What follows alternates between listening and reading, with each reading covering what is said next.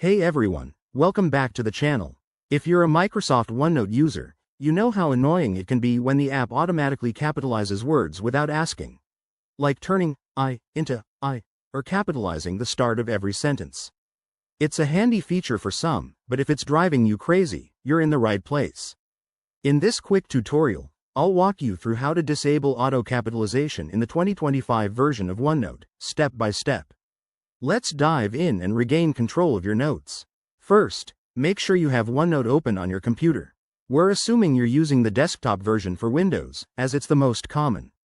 Start by clicking on the File tab in the top left corner of the window.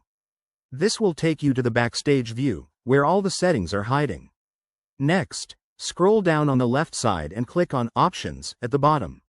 A new window will pop up called OneNote Options.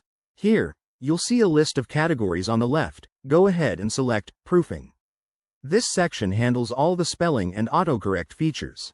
Once you're in Proofing, look for a button that says Autocorrect Options.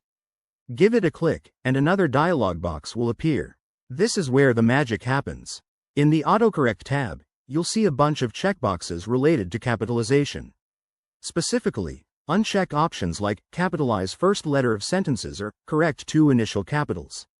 You can go through the list and deselect anything that's causing issues for you. After you've made your changes, hit OK to close the autocorrect window, and then click OK again in the OneNote Options window to save everything.